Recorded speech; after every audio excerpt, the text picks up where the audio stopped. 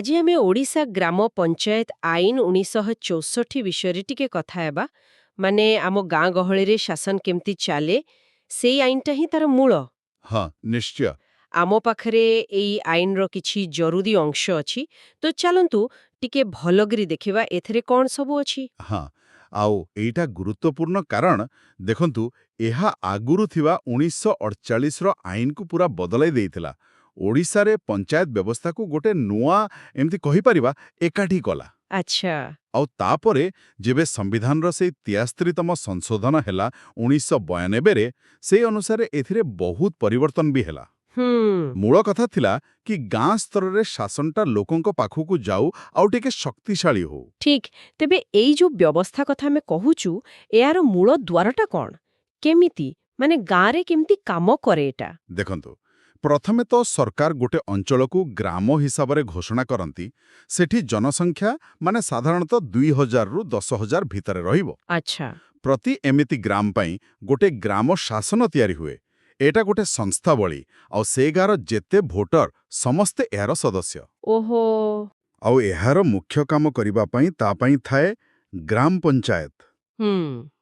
ଆଉ ସେ ଗ୍ରାମସଭା, ପଲ୍ଲୀସଭା କଥା ବି ଶୁଣାଯାଏ। ସେଗୁଡ଼ା କ'ଣ? ହଁ ହଁ, ସେଇଟା ବହୁତ ଜରୁରୀ।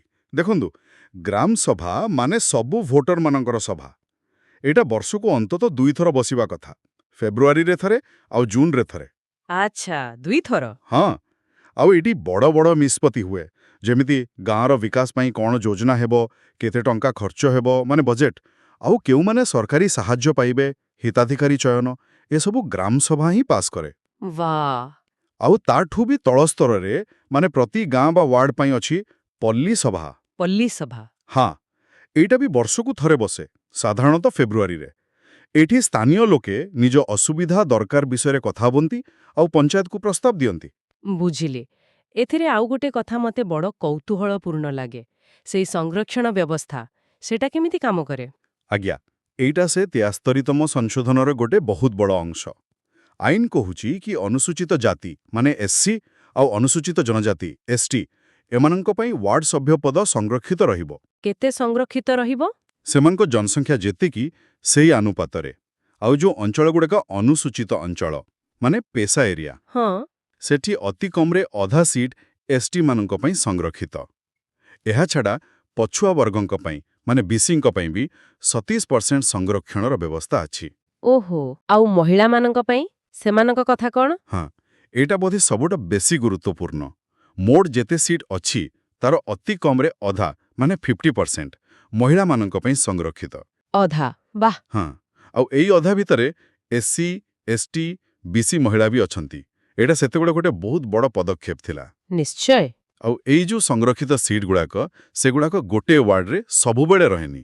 ପ୍ରତି ନିର୍ବାଚନରେ ବଦଳେ, ମାନେ ରୋଟେସନ ହୁଏ। ଆଚ୍ଛା, ରୋଟେସନ ହୁଏ। ହଁ, ଖାଲି ୱାର୍ଡ ସଭ୍ୟ ନୁହେଁ, ସରପଞ୍ଚ ପଦ ପାଇଁ ବି ରାଜ୍ୟ ସ୍ତରରେ ଏମିତି ହିଁ ସଂରକ୍ଷଣ ନୀତି ଲାଗୁ ହୁଏ, ସମାନ ଅନୁପାତରେ। ଏହାର ମାନେ ତ ସ୍ପଷ୍ଟ। ସମାଜର ସବୁ ବର୍ଗ, ଖାସ୍ କରି ମହିଳାମାନଙ୍କୁ ଶାସନରେ ନିଷ୍ପତ୍ତି ନେବାରେ ସାମିଲ କରିବା। ଏବେ କୁହନ୍ତୁ, ଏ ପଞ୍ଚାୟତ କାମ କ'ଣ କରେ? ମୁଖ୍ୟ କାମଗୁଡ଼ିକ କ'ଣ? ଦେଖନ୍ତୁ, ପଞ୍ଚାୟତର ମୁଖ୍ୟତଃ 2 ପ୍ରକାର କାମ। କିଛି ଅଛି ବାଧ୍ୟତାମୂଳକ, ମାନେ କରିବାକୁ ହିଁ ପଡ଼ିବ। ଆଉ କିଛି ଇଚ୍ଛାଧୀନ। ଆଚ୍ଛା, ବାଧ୍ୟତାମୂଳକ କାମ କ'ଣ?